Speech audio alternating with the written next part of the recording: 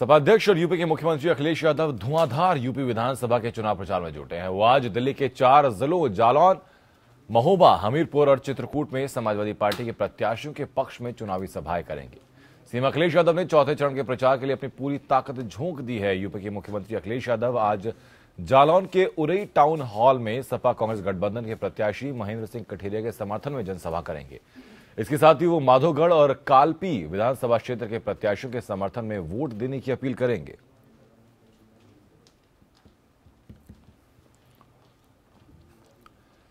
तो यूपी चुनाव जीतने के लिए खूब जोर आजमाइश हो रही है और इसमें रिश्तों की कस्में भी खिलाई जा रही हैं। मुख्यमंत्री अखिलेश यादव की पत्नी डिंपल यादव ने पीएम मोदी पर हमला किया। उन्होंने कहा कि पीएम सिर्फ अपने मन की बात करते हैं, लेकिन काम की बात कभी नहीं कहते। मुख्यमंत्री अखिलेश यादव ने भी लखनऊ में सभा में बीजेपी और बीएसपी पर जमकर निशाना साधा। यूपी में चुनावी माहौल गर्म है। तीसरे चरण का प्रचार खत्म होने से पहले सभी सियासी दलों ने प्रचार में आखिरी ताकत झोंकी। सपा अध्यक्ष अखिलेश यादव और डिंपल यादव ने चुनावी सभा को संबोधित किया। कहाँ गायब थे जो अब आके कह रहे किसानों का ऋण माफ करा देंगे। अखिलेश यादव ने बीजेपी और बीएसपी पर एक बार फिर से हमला किया। सपा कांग्रेस गठबंधन पर मोदी के तंज का जवाब देते हुए अखिलेश ने लखनऊ की सभा में बीजेपी और बीएसपी के पुराने रिश्तों की याद दिला दी। ये बुआ का और भारतीय जनता पार्टी का खेल कोई नहीं समझ सकता। पहले भी एक बार रक्षाबंधन मना चुके हैं और अगर थोड़ी बहुत गलती हो गई तो ये दोनों फिर त्योहार मनाने लगेंगे रक्षाबंधन वाला। जबकि औरैया की रैली में डिंपल यादव ने पारिवारिक झगड़े का मुद्दा उठाया। उन्होंने कहा कि कुछ लोगों ने अखिलेश यादव के खिलाफ साजिश की, लेकिन जनता के समर्थन ने उन्हें साइकिल दिला दी। रैली में डिंपल यादव ने विरोधियों पर जमकर निशाना साधा।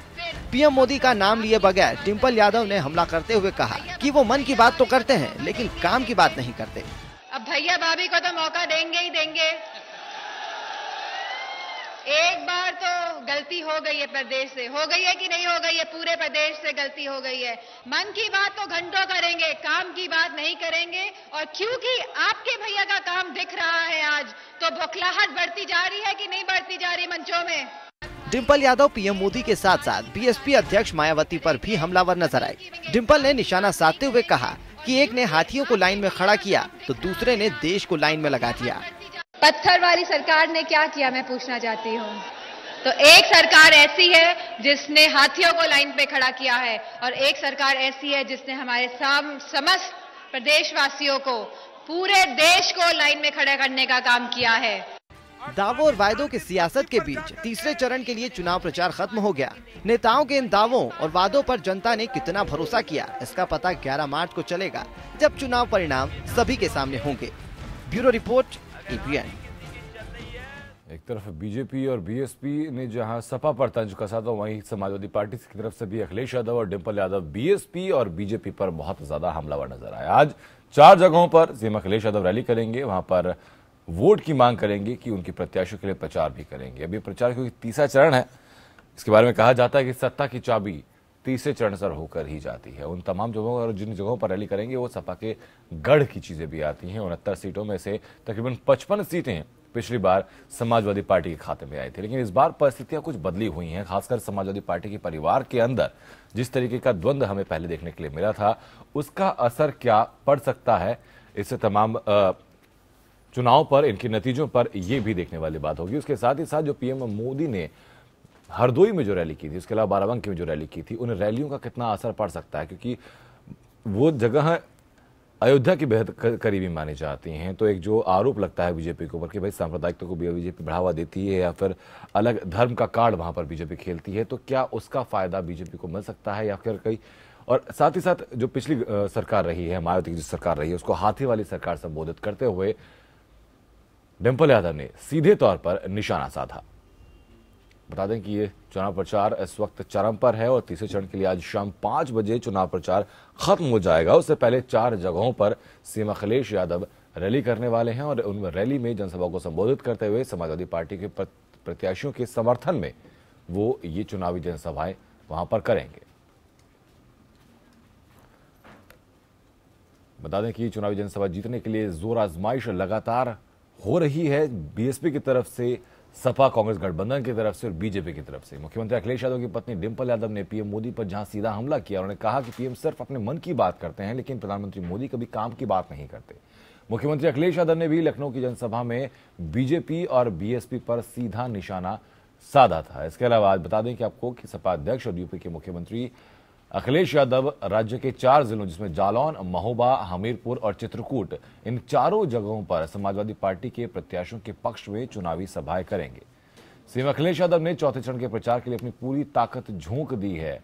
यूपी के मुख्यमंत्री अखिलेश आज जालौन के उरई टाउन हॉल में सपा कांग्रेस गठबंधन के प्रत्याशी महेंद्र सिंह कठेरिया के समर्थन में जनसभा करेंगे।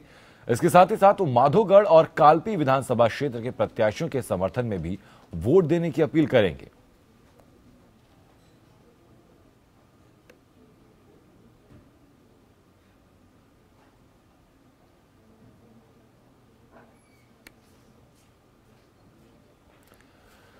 खुर्रम मेरे साथ जुड़ चुके हैं मेरे साथ लाइव तमाम जानकारी के साथ। खुर्रम, चौथे चरण के प्रचार के लिए कमर कस चुके हैं, तीसरा चरण भी बिल्कुल सर पर है, परिस्थितियां कैसी आपको बदलती दिख रही हैं?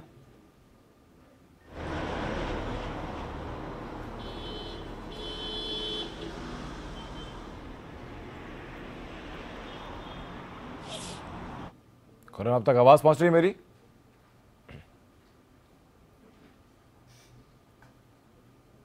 हम बहुत जल्द आपसे वापस जुड़ने की कोशिश करेंगे और बेहतर जानकारी लेंगे कि तीसरे चरण के चुनाव प्रचार के बाद लोगों पर इंपैक्ट क्या है और चौथे चरण की स्ट्रैटेजी जिस तरीके से दिख रही है उसके तहत क्या हम प्रेडिक्ट कर सकते हैं कि नतीजे किस तरफ झुक सकते हैं, जनता का जो वोट है वो किस तरफ ज्यादा पड़ सकता है। क्योंकि इस वक्त हर तरीके का वार प्रतिवार हर पार्टी की तरफ से किया जा रहा है, चाहे वो पत्थर वाली सरकार का करके कहा जा रहा हो, मन की बात करके कहा जा रहा हो, चाहे वो कहा जा रहा हो कि भाई हाथ हमेशा साइकिल को ब्रेक लगाता है। हर तरह के राजनीतिक तंज यहां पर दिखाई पड़ रहे हैं। खुर्रम मेरी साइकिल लगातार मेरे साथ बने हुए हैं। खुर्रम, 4 जगहों पर रैली है सीएम अखिलेश यादव की, आज जनसभा को संबोधित वहां पर करेंगे।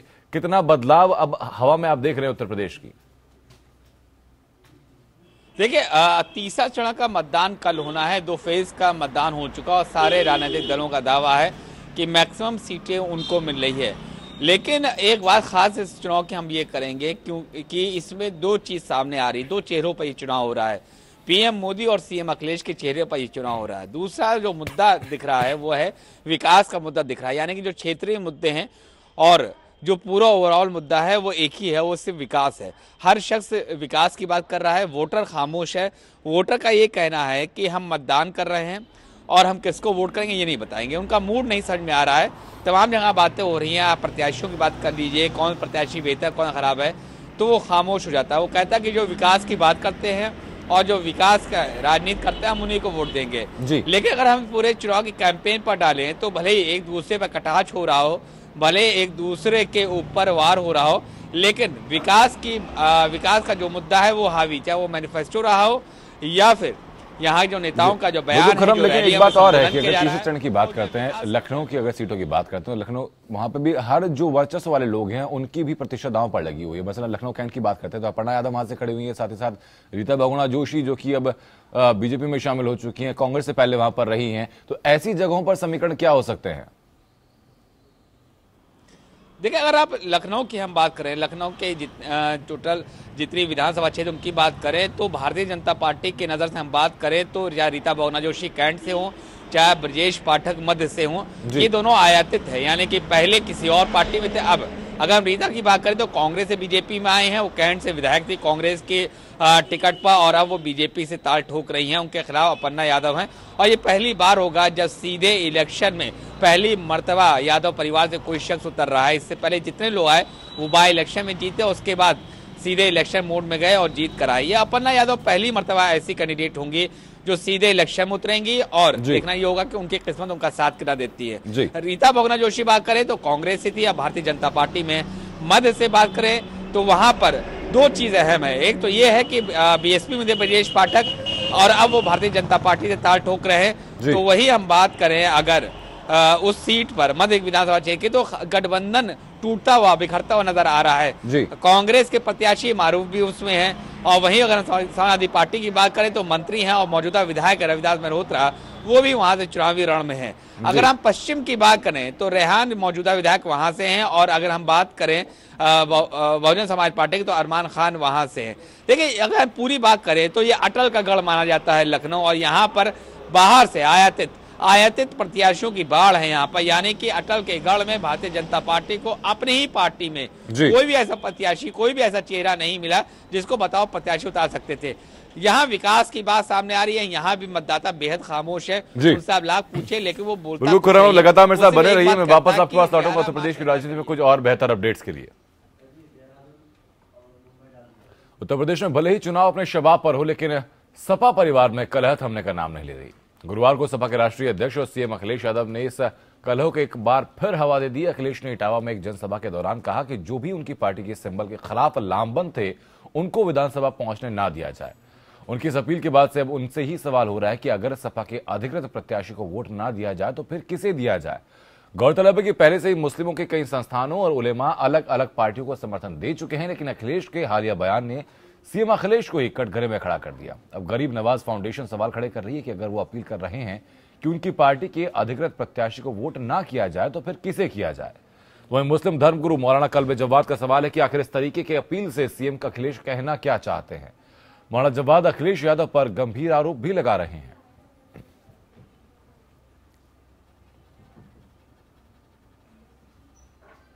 यही समझ में आ रहा है कि आप अपनी पार्टी के लोगों के खिलाफ आप कंपेन कर रहे हैं, अपनी पार्टी के खिलाफ कंपेन कर रहे हैं, तो इसका मतलब है कि आप यही चाहते हैं कि बीजेपी को वोट।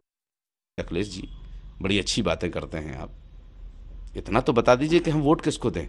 आप बहन जी के पक्ष में खड़े हैं या अपनी बुआ के पक्ष में खड़े हैं, यूं कह लीजिए, या बीजेपी के पक्ष में खड़े हैं, किसकी तरफ इशारा किया आपने अपने वोटर को।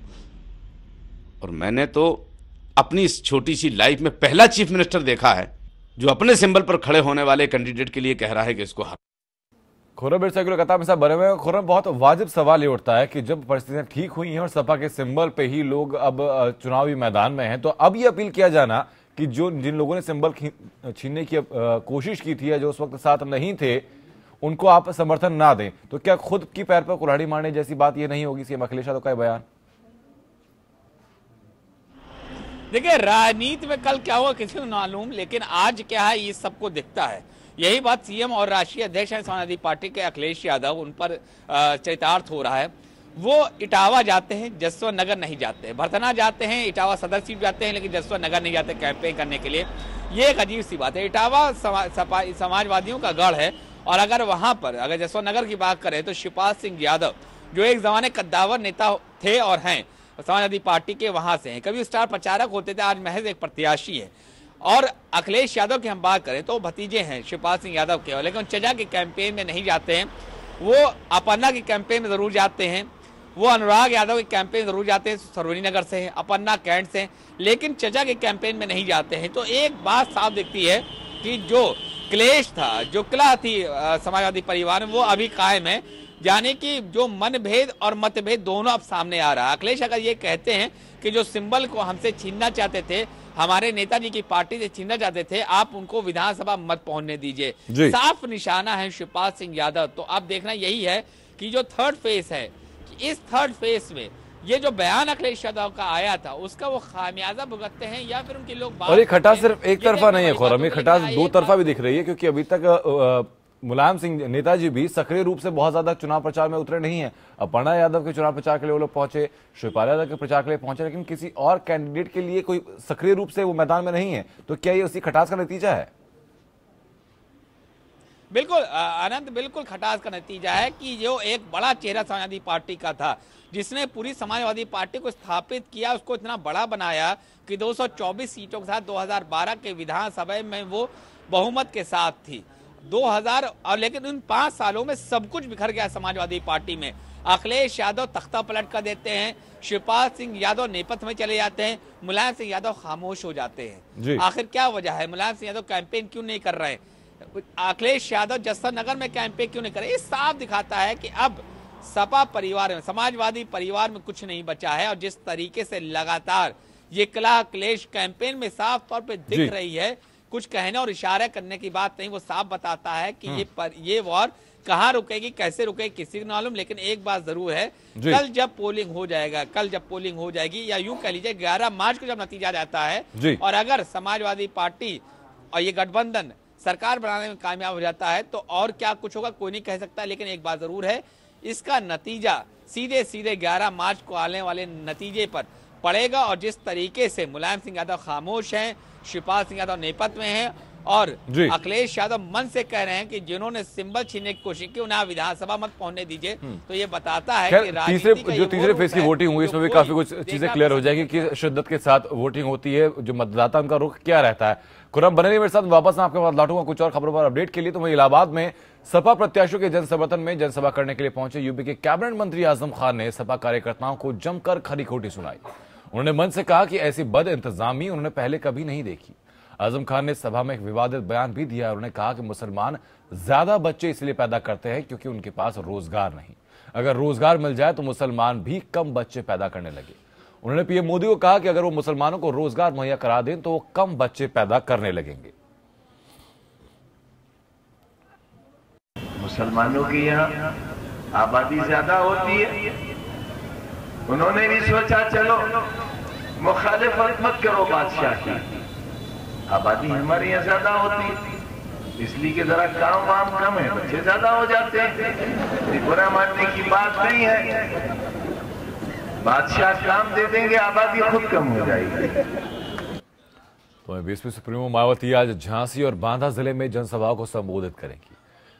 बीएसपी यूपी की सभी 403 विधानसभा सीटों पर अकेले चुनाव लड़ रही है। तो वहीं मायावती उम्मीदवारों के समर्थन में अब तक मेरठ, अलीगढ़, बुलंदशहर, हाथरस, मुजफ्फरनगर, एटा, बरेली, फिरोजाबाद, फर्रुखाबाद, आगरा, गाजियाबाद, संभल, बदायूं, शाहजहांपुर, मुरादाबाद, लखीमपुर खीरी, सहारनपुर, बिजनौर, सीतापुर, हरदोई, इटावा, उन्नाव, कानपुर नगर, लखनऊ, रायबरेली और बाराबंकी जिले में चुनावी जनसभा को संबोधित कर चुकी हैं।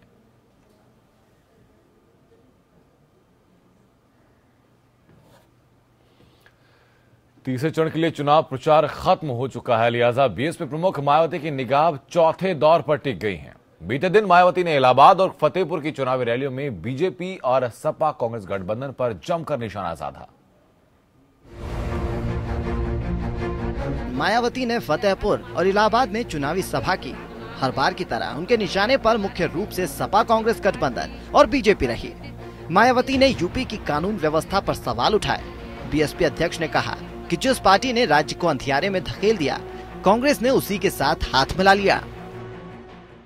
ऐसी समाजवादी पार्टी के साथ गठबंधन करके ये चुनाव लड़ रही है, जिस पार्टी को यहाँ अराजक, आपराधिक, सांप्रदायिक, भ्रष्ट व जंगल राज आदि का खास प्रतीक माना जाता है। बीएसपी प्रमुख के निशाने पर केंद्र की मोदी सरकार भी रही। प्रधानमंत्री मोदी पर देश की जनता से विश्वासघात करने का आरोप लगाते हुए मायावती ने कहा कि प्रधानमंत्री यूपी में सरकार बनाने की बात कर रहे हैं, जबकि उन्हें यहाँ एक अदद चेहरा मुख्यमंत्री पद के लिए नहीं मिला। अब बीजेपी अपने किसी भी चेहरे को प्रदेश के मुख्यमंत्री के रूप में पेश करने की अभी तक भी हिम्मत नहीं जुटा पा रही है। मायावती ने कहा कि यूपी में असुरक्षा का माहौल है और सपा सरकार का शासन जंगल राज का प्रतीक है। केंद्र और राज्य सरकार पर हमला बोलते हुए मायावती ने कहा कि दोनों की गलत नीतियों के कारण जनता में गुस्सा है और इस बार यूपी में बीएसपी की सरकार बनेगी। Bureau report, EPN. खुर्रम लगातार मेरे साथ बने हुए तमाम खबरों पर अपडेट के लिए। खुर्रम, एक तरफ गठबंधन है, एक तरफ केंद्र की सत्तारूढ़ पार्टी बीजेपी है, बीएसपी इस बीच में कहां खड़ी नजर आती है मौजूदा चुनावी हालात में? जिस तरीके से मायावती लगातार रैलियां कर रही हैं, कितना इम्पैक्ट प्रदेश के लोगों के ऊपर इतना है? देखिए, हम मायावती या बहुजन समाज पार्टी की बात करें तो दोनों लंबे अरसे से 2017 की तैयारी कर रहे थे। बूथ लेवल पर बेनकाह तैयारी की है बहुजन समाज पार्टी ने और मायावती ने उसी हिसाब से टिकट डिस्ट्रीब्यूट किया है। मायावती कोई ऐसा तीर नहीं छोड़ना चाह रही है छोड़ने से पहले जो उनको फायदा पहुंचा सके, यानी कि उनकी निगाह 2017 पर भी है, 2019 पर भी। यही वजह है कि वो ना सिर्फ गठबंधन पर हमला बोलती हैं बल्कि वो मोदी पर भी हमला बोलती हैं। उनको मालूम है कि 2017 की परफॉर्मेंस 2019 को उनकी भाग्य को तय करेगा। यानी कि अगर वोट परसेंटेज बढ़ाना है तो 2017 और 2019 में धमक वापस लानी है तो भी 2017 यानी कि सेमीफाइनल है। इस सेमीफाइनल परफॉर्मेंस जो होगा वो 2019 तय करेगा। दूसरी बड़ी दिक्कत बहुजन समाज पार्टी के साथ ये है, उससे बड़ी दिक्कत मायावती के साथ ये है कि अगर 2017 में उनका परफॉर्मेंस बेहतर नहीं रहा तो 2019 में जो उनका डेडिकेटेड वोट बैंक है उसको इंटैक्ट रखना उनके लिए एक चुनौती बन सकती है, क्योंकि जब भी नेता कमजोर होता है, पार्टी कमजोर होता है तो सबसे पहले डेडिकेटेड वोट बैंक जो होता है वो उनसे हटता है। जो परंपरागत वोट बैंक होता है वो उनसे छिटकना शुरू कर देता है, उसका इशारा मिलना शुरू हो जाता है। 2014 में वो इशारा मायावती को मिल चुका है कि जिस तरीके से वो शून्य पहुंच गई थी 2014 के लोकसभा चुनाव में, तो 2017 के चुनाव में जो 2012 में 80 सीटें थे उससे बढ़ के वो इतनी लंबी सीट ले जाना चाहती है कि अगर बहुमत ना आए तो कम से कम गेम चेंजर के तौर पर वो दिखे, यानी कि इतनी सीटें उनके पास हो कि बगैर उनके आप सरकार ना बना सके। तो देखना यही है कि मायावती जितनी मेहनत कर रही है, मायावती की जो स्ट्रेटजी है वो 11 मार्च को कामयाब होती है या नाकामयाब। चलिए बहुत बहुत शुक्रिया खुर्रम आपका जुड़ने के लिए और बेहतर जानकारी का तमाम खबरों पर हमको देने के लिए। तो यूपी कांग्रेस प्रभारी गुलाम नबी आजाद आज जौनपुर प्रतापगढ़ में चुनावी जनसभा को संबोधित करेंगे, तो वहीं कांग्रेस महासचिव दिग्विजय सिंह 18 फरवरी को प्रतापगढ़ में जनसभा को संबोधित करेंगे, जबकि यूपी कांग्रेस के अध्यक्ष राज बब्बर और नेता प्रमोद तिवारी आज रायबरेली में जनसभाओं को संबोधित करेंगे।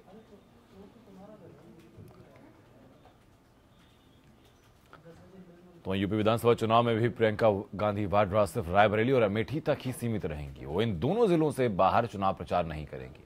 इलाहाबाद में मीडिया से बातचीत करते हुए कांग्रेस नेता गुलाम नबी आजाद ने कहा कि प्रियंका के प्रचार और मैनेजमेंट का यूपी विधानसभा चुनाव पर जबरदस्त असर पड़ेगा और ये 11 मार्च के नतीजों में साफ भी हो जाएगा। उनके मुताबिक यूपी चुनाव को लेकर प्रियंका ने इतना जबरदस्त मैनेजमेंट किया है कि उन्हें यूपी के सीटों के बारे में बारीक जानकारी है। क्या सर लग रहा है यूपी में बाहर भी निकलेंगे वो? इस इलेक्शन में शायद संभव नहीं होगा। इलेक्शन पहले तो हमेशा प्रचार अमेठी और रायबरेली में करती थी, लेकिन इस दफा उन्होंने मैनेजमेंट का जितना भी है उत्तर प्रदेश के इलेक्शन का वो उनकी देख रेख में हो रहा है। उधर रायबरेली में कांग्रेस कार्यकर्ताओं की ख्वाहिश तब पूरी हुई जब मौजूदा चुनावों में पहली बार प्रियंका गांधी वाड्रा ने पार्टी उम्मीदवारों के लिए वोट मांगे और प्रियंका के निशाने पर रहे प्रधानमंत्री मोदी। साथ ही राहुल गांधी ने भी नोटबंदी, किसानों की कर्ज माफी और रायबरेली के स्थानीय मुद्दों को लेकर मोदी को घेरा। राहुल ने कहा कि कांग्रेस पार्टी ने किसानों का 70,000 करोड़ का कर्जा माफ किया था और अगर पीएम मोदी चाहें तो 15 मिनट में कर्जा माफ कर सकते हैं, लेकिन वो ऐसा करना नहीं चाहते। राहुल ने आरोप लगाया कि पीएम मोदी ने बिहार में चुनावों से पहले लाखों करोड़ों रुपए देने का वादा किया था, लेकिन चुनाव हारने के बाद उन्होंने बिहार को स्पेशल पैकेज नहीं दिया। लंबे इंतजार के बाद आखिर प्रियंका गांधी कांग्रेस के लिए चुनाव प्रचार में शामिल हुई। रायबरेली सदर के जीआईसी और बछरावा विधानसभा की बबुरिहा महाराजगंज में जनसभा के लिए पहले कांग्रेस उपाध्यक्ष राहुल गांधी के आने का कार्यक्रम तय हुआ था। प्रियंका गांधी के आने की चर्चा थी, लेकिन स्थानीय कांग्रेस नेताओं में असमंजस की स्थिति बनी हुई थी। देर रात प्रशासन ने प्रियंका के आने की सूचना दी, जिसके बाद कांग्रेस खेमा उत्साहित हो गया। प्रियंका ने अपने चिर परिचित अंदाज में पार्टी उम्मीदवार के लिए वोट मांगा और पीएम मोदी पर निशाना साधा।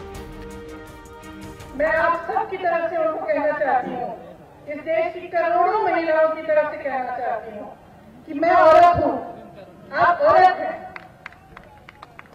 हमेशा रिश्ते के साथ इसको जोड़ने की जरूरत नहीं है। आप में आप मिला के आपसे बात करें।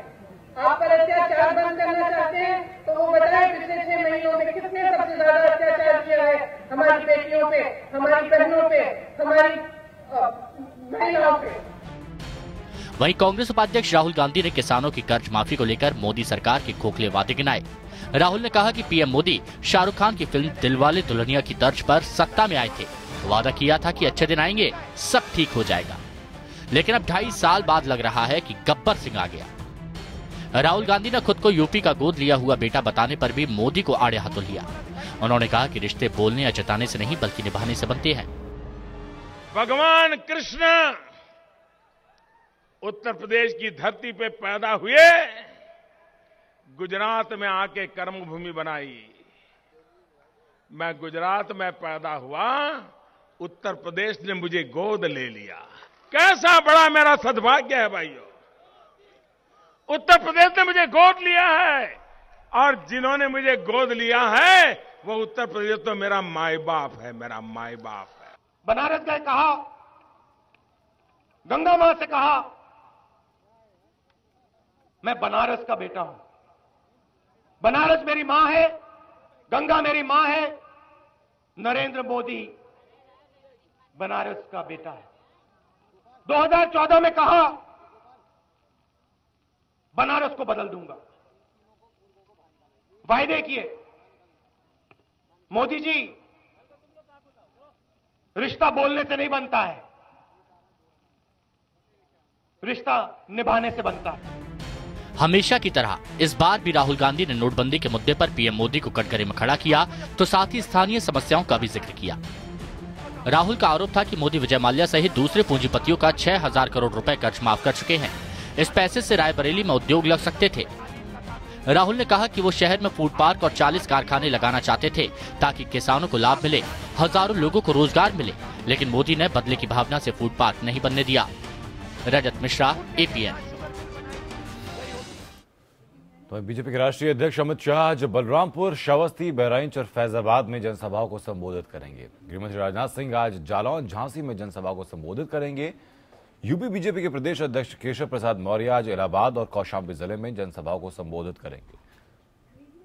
मध्य प्रदेश के मुख्यमंत्री शिवराज सिंह चौहान आज अमेठी और जौनपुर, हौजग्राम, वाराणसी, जौनपुर हाईवे पर स्थित जाफराबाद विधानसभा में जनसभाओं को संबोधित करेंगे। तो वहीं केंद्रीय मंत्री उमा भारती आज हमीरपुर और बांदा, महोबा में जनसभाओं को संबोधित करेंगी, जबकि स्मृति ईरानी आज इलाहाबाद में जनसभा को संबोधित करेंगी। केंद्रीय राज्य मंत्री अनुप्रिया पटेल आज इलाहाबाद और प्रतापगढ़ में जनसभाओं को संबोधित करेंगी।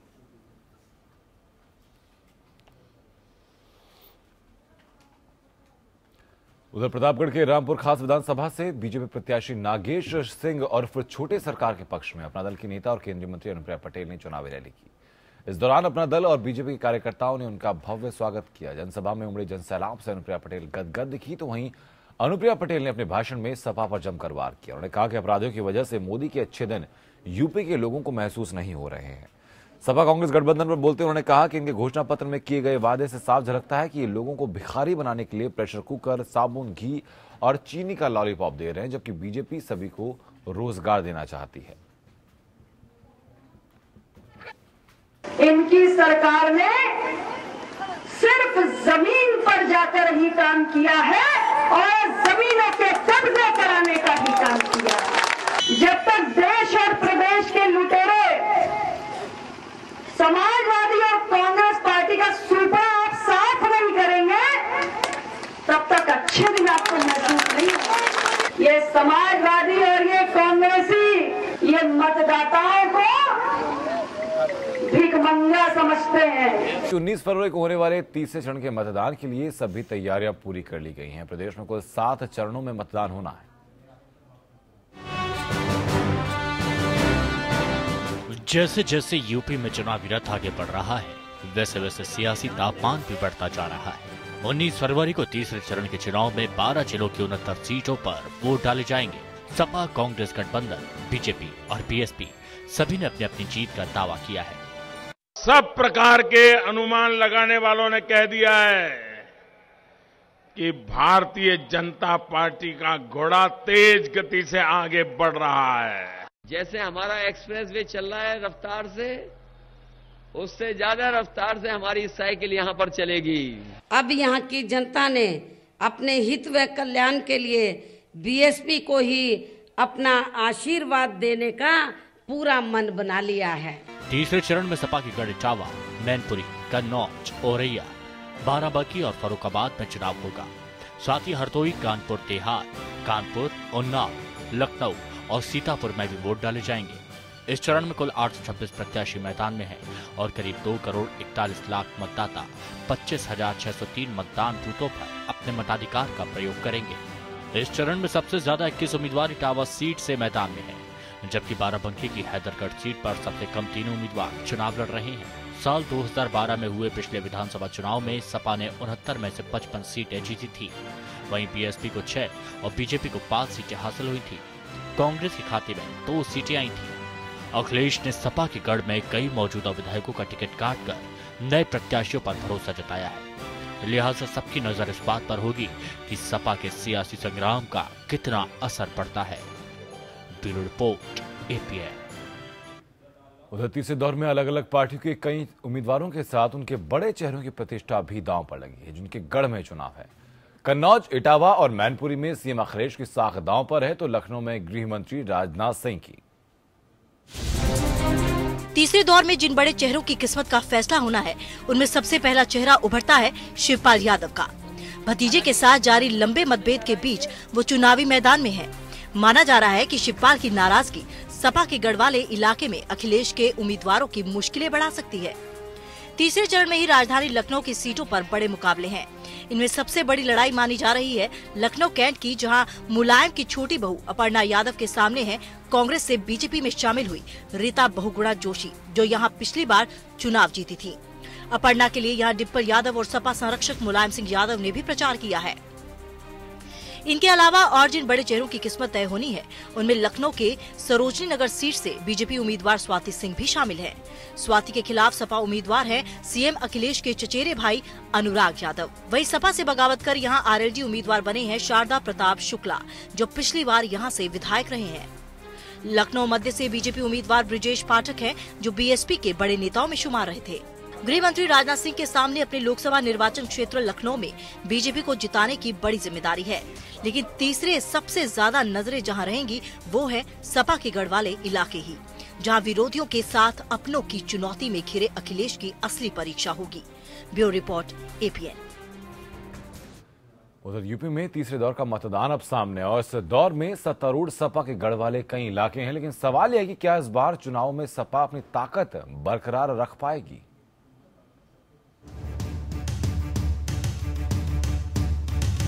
उत्तर प्रदेश में तीसरे दौर के चुनाव प्रचार में तमाम दलों ने एड़ी चोटी का जोर लगा दिया। इस दौर में सीएम और सपा के अध्यक्ष अखिलेश यादव तमाम अंतर्कलह के बीच अपने पिछले प्रदर्शन को दोहराने की कोशिश में जुटे हैं। लाइन में लगे थे तमाम गरीब किसान, कई लोगों की जान चली गई, जो अपना मेहनत का कमाया पैसा था, ईमानदारी का पैसा, छोटा मोटा कारोबार करके, खेती बाड़ी करके जो जमा किया था, उसमें भी परेशानी उठानी पड़ी और कई लोगों की जान चली गई। किसी ने मदद की तो केवल समाजवादी लोगों ने उनके परिवारों को भी 2 लाख रुपए देने का काम चलाया। वहीं बीजेपी और बीएसपी सपा के मौजूदा हालात का फायदा उठाने के सियासी दांव में लगे हैं। तीसरे दौर में सपा के गढ़ माने जाने वाले फर्रुखाबाद, कन्नौज, मैनपुरी, इटावा और औरैया की सीटें भी हैं। 2012 में इनमें से कन्नौज, मैनपुरी और इटावा जिले की सभी 12 सीटों पर सपा ने जीत हासिल की थी, लेकिन इस बार एक दूसरे का नाम लिए बिना अखिलेश और शिवपाल के बयान जिस तरह से सामने आ रहे हैं, वो अपने गढ़ में सब कुछ ठीक नहीं होने की तस्दीक कर रहे हैं। हो सकता है कुछ लोग, हालांकि इस विधानसभा में तो नहीं हराएंगे, यहाँ तो नहीं कुछ कर रहे होंगे, हो सकता है बगल की विधानसभा में गड़बड़ कर रहे हो। इसलिए ये चुनाव साइकिल का है और चुनाव हमारा भी है, क्योंकि हमें भी तो मुख्यमंत्री बनना है। ये नेताजी का पहले क्षेत्र था, 7 बार विधायक रहे नेताजी। यहाँ के जनता के लोगों ने, जनता ने हमें बहुत वोट दिया, बहुत सपोर्ट किया है। नेताजी का हमेशा आशीर्वाद रहा है और आज भी आशीर्वाद है, और नेताजी का जो भी आदेश होगा उसका हम पालन करते हैं। प्रधानमंत्री नरेंद्र मोदी ने तीसरे दौर के प्रचार में अलग अलग बयान के दांव आजमाए हैं। 1984 की एक घटना का जिक्र करते हुए मोदी ने कहा कि अखिलेश उस कांग्रेस की गोद में बैठ गए जिसने उनके पिता को मरवाने की कोशिश की थी। अखिलेश ने मोदी के जवाब में कहा कि बीजेपी की हार अपने सामने देखकर ही पीएम मोदी अब गड़े मुर्दे उखाड़ने की कोशिश में लग गए हैं। पीएम ने खुद को यूपी का गोद लिया बेटा बताकर भी वोटरों की भावनाएं भुनाने की कोशिश की। मैं गुजरात में पैदा हुआ, उत्तर प्रदेश ने मुझे गोद ले लिया। कैसा बड़ा मेरा सद्भाग्य है भाइयों, उत्तर प्रदेश ने मुझे गोद लिया है, और जिन्होंने मुझे गोद लिया है वो उत्तर प्रदेश तो मेरा माई बाप है, मेरा माई बाप है। 2012 के विधानसभा चुनावों में तीसरे दौर की 69 सीटों में से सपा के खाते में 55 सीटें गई थी। बीएसपी ने 6, बीजेपी ने 5, कांग्रेस और निर्दलीय ने 1-1 सीट जीती थी। मतदान के पहले और दूसरे दौर में अपने लिए बड़ी उम्मीदें देखने वाली बीएसपी अध्यक्ष मायावती तीसरे दौर में भी हर दांव आजमाती दिखी। आप लोगों को इस चुनाव में अपने खुद के व प्रदेश के हित में भी अपना वोट यहाँ सपा, कांग्रेस, बीजेपी व अन्य विरोधी पार्टियों को न देकर केवल अपनी पार्टी बहुजन समाज पार्टी को ही देना है। मुख्यमंत्री अखिलेश यादव कहते हैं वो अब इतनी तेज साइकिल चलाना सीख चुके हैं कि ना हाथी आसपास आ सकता है और ना कमल वाले। सवाल ये है उनका आत्मविश्वास है या अति आत्मविश्वास। Bureau report, APN। तो यौन शोषण मामले में सुप्रीम कोर्ट ने उत्तर प्रदेश के परिवहन मंत्री गायत्री प्रजापति के खिलाफ तुरंत FIR दर्ज करने के आदेश दिए हैं। सुप्रीम कोर्ट ने इस मामले में गायत्री प्रसाद प्रजापति अमेठी से सपा के उम्मीदवार हैं और अमेठी में 27 फरवरी को वोट पड़ने हैं। ऐसे में सवाल है कि क्या गायत्री प्रजापति होंगे गिरफ्तार। उत्तर प्रदेश के परिवहन मंत्री और अमेठी से समाजवादी पार्टी के उम्मीदवार गायत्री प्रसाद प्रजापति की मुश्किलें खत्म नहीं हो रही हैं। पहले समाजवादी पार्टी में उनको लेकर मुलायम सिंह यादव और मुख्यमंत्री अखिलेश यादव के बीच मनमुटाव हुआ। वो मामला किसी तरह सुलझा तो अब सुप्रीम कोर्ट के आदेश ने सांसें अटका दी हैं। सुप्रीम कोर्ट ने उत्तर प्रदेश पुलिस को निर्देश दिया है कि वो प्रजापति के खिलाफ तुरंत FIR दर्ज करे। उनको जान से मारने की धमकियां और उन पर तरह तरह के दबाव बनाए गए। बैकग्राउंड में हमने माननीय उच्चतम न्यायालय को अप्रोच किया था और उन्होंने माननीय उच्चतम न्यायालय ने आज FIR दर्ज करने के ऑर्डर दिए हैं और 2 महीने में इसके रिपोर्ट। कोर्ट ने यूपी सरकार से 2 महीने में जांच रिपोर्ट भी मांगी है। अब गायत्री प्रजापति इसे साजिश बता रही हैं। कोर्ट ने अगर FIR के लिए किया है तो हम उसका सम्मान करते हैं और उसकी जांच होनी चाहिए, निष्पक्ष जांच होनी चाहिए। अगर हम उसके लिए तैयार हैं, अगर कहीं दोषी पाए जाते हैं तो मुझे सजा भी होनी चाहिए। लेकिन जिस तरीके से इसके पीछे षड्यंत्र है, साजिश के तहत एक षड्यंत्र किया गया है और जो है जिस महिला का आरोप लगाया गया है उसे मैं जानता भी नहीं हूँ, तो ऐसे में हम इसके लिए बिल्कुल तैयार हैं।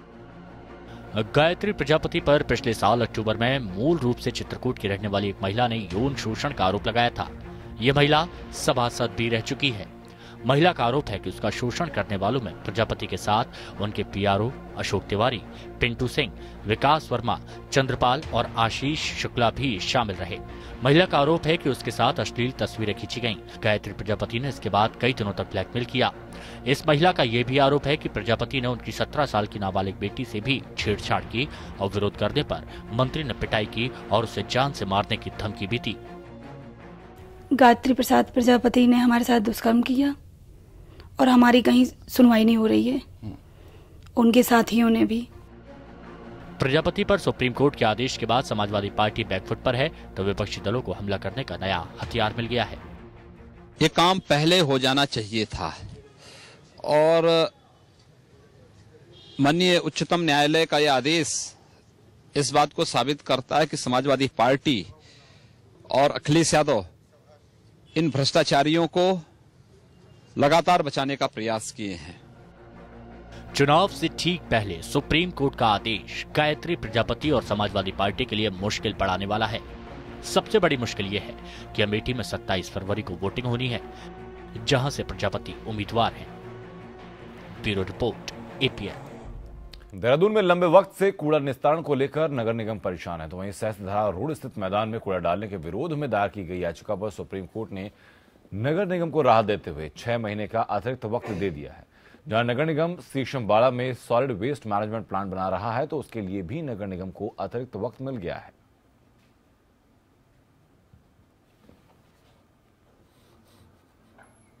और इस पर ज्यादा जानकारी के लिए चलते हैं देहरादून अपने सहयोगी योगेश सेमवार के पास। योगेश,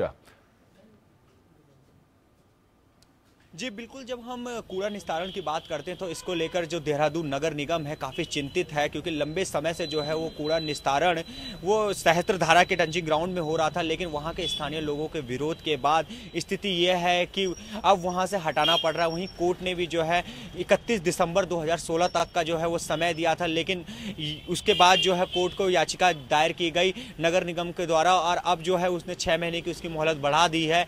अब जो है 6 महीने की जब मोहलत मिल चुकी है तो कोर्ट ने साफ तौर पर कहा है कि नगर निगम जो है जल्द से जल्द वहां से हटाए।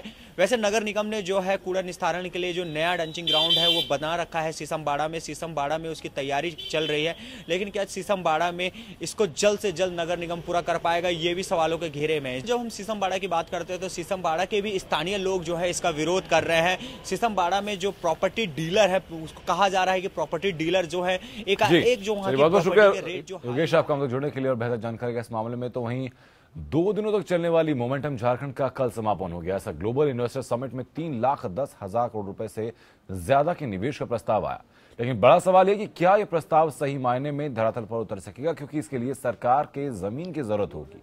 लेकिन राज्य के आदिवासी मूलवासी सरकार को अपनी जमीन किसी भी कीमत में देने के लिए तैयार नहीं, जो कहीं ना कहीं सरकार के लिए चुनौती खड़ा करते हैं।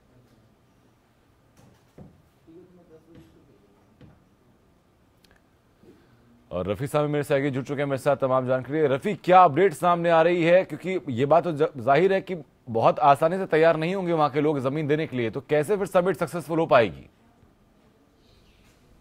जी, झारखंड की अगर महत्वपूर्ण खबरों की बात करें तो जैसा कि झारखंड सरकार ने 16 और 17 2 दिन लगातार राज्य के राजधानी रांची के खेलगांव में ग्लोबल इन्वेस्टर समिट आयोजन कर उसे सफल बनाया है और सैकड़ों कंपनियों के साथ MOU किया है, लेकिन उनका विरोध लगातार जिस तरह से विपक्ष पार्टी और राज्य के आदिवासी मूलवासी संगठन करते चले आ रहे हैं, ये सरकार के समक्ष एक बड़ी अब चुनौती बन गई है। Global investor summit momentum Jharkhand तो पूरी तरह से सफल हुआ, कार्यक्रम पूरी तरह से सफल हुई, MOU भी हुई, कई बाहर की कंपनियां निवेश करने को लेकर के हस्ताक्षर हुए, साइन हुए, कई तरह के क्राइटेरिया फुलफिल किया गया। लेकिन जिस तरह से राज्य में जिनकी ज़मीन है, आदिवासी मूलवासी की जो ज़मीन है, वो जो लगातार आंदोलन कर रहे हैं, ये एक सरकार के सामने, सरकार के समक्ष एक बड़ी चुनौती खड़ी हो गई है कि सरकार ज़मीन कैसे उन्हें मुहैया कराएगी जिनके साथ MOU हुआ है।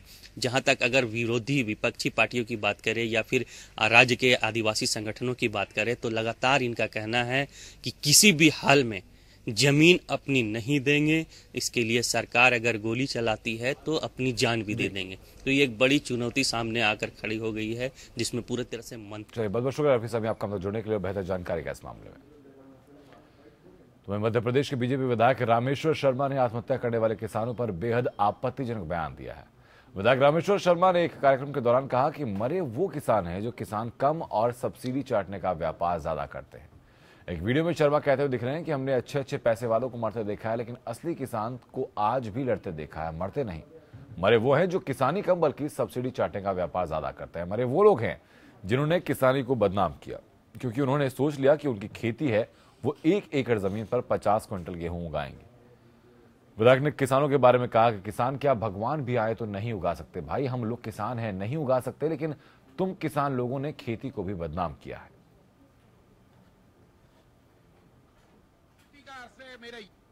जो किसान जिंदगी भर संघर्ष करता है, जो भर बारिश में खेती संभालता है, भर सर्दी में खेत में पानी देने जाता है, भर गर्मी में कटाई करता है, बंजर भूमि को आबाद करता है, वो किसान कभी आत्महत्या नहीं कर सकता। किसानों को जो बदनाम कर रहे हैं वो लोग हैं जिनने कभी खेत की मेड़ पर नहीं गए, जिनने कभी खेती नहीं की, नंबर 2 में पैसे उठाए, कर्ज किया, दारू पी, अय्यासी की। ऐसे कुछ लोग किसानों को बदनाम कर सकते हैं।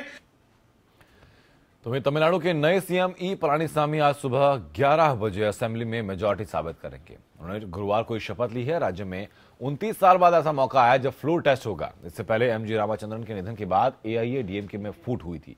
उस दौरान फ्लोर टेस्ट में जयललिता हार गई थी। बाद में चुनाव में वो जीत कर लौटी। इसके बाद फ्लोर टेस्ट में भी हालात कुछ ऐसे ही हैं। जयललिता के निधन के बाद उनकी सियासी वारिस शशिकला बेहिसाब प्रॉपर्टी केस में जेल जा चुकी हैं।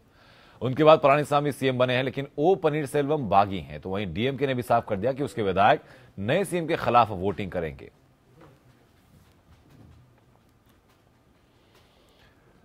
तो दिल्ली में विंटेज कार रैली चल रही है, जो कि 3 दिनों तक चलेगी। रविवार को जनरल बिपिन रावत विंटेज कारों की रेस को हरी झंडी दिखाएंगे। तो वहीं विंटेज कार रैली में दुनिया भर की 100 से ज्यादा कारें शामिल है, जिसमें फैंटम 4, 1912 की रॉयल्स सिल्वर घोस्ट और दुनिया की इकलौती 1922 मून भी शामिल है। इसे लेकर कार्यक्रम के संयोजक मदन मोहन से बात की हमारे संवाददाता अंबुज पांडे ने।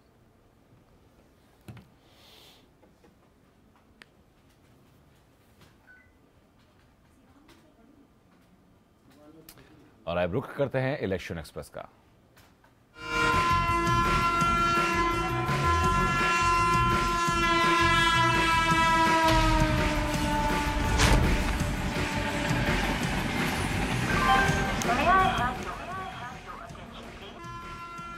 यूपी के मुख्यमंत्री अखिलेश यादव आज जालौन के उरई टाउन हॉल में सपा कांग्रेस गठबंधन के प्रत्याशी महेंद्र सिंह कठेरिया के समर्थन में जनसभा करेंगे।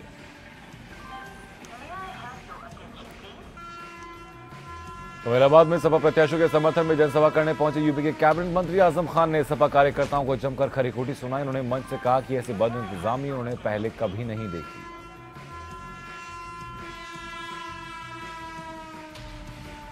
यूपी विधानसभा चुनाव में भी प्रियंका गांधी वाड्रा सिर्फ रायबरेली और अमेठी तक ही सीमित रहेंगी। वो इन दोनों जिलों से बाहर प्रचार नहीं करेंगी।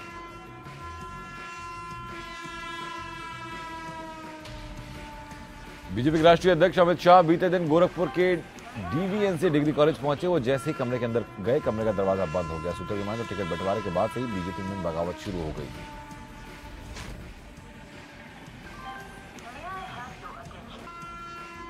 बीजेपी के स्टार प्रचारक व सांसद मनोज तिवारी ने कानपुर में बोलते हुए मुख्यमंत्री अखिलेश यादव पर पिता विरोधी होने का आरोप लगाया और उन पर व्यंग कसने वाले गीत गाए, जिस पर जनता ने भरपूर ठहाके लगाए और तालियां बजाई। गोरखपुर प्रशासन आगामी 4 मार्च को मतदान के दौरान वोटिंग प्रतिशत बढ़ाने के उपायों में लगा है। इसे लेकर गोरखपुर के जिलाधिकारी कार्यालय पर कठपुतली के नाटकों के जरिए लोगों को जागरूक करने का कार्यक्रम चलाया गया।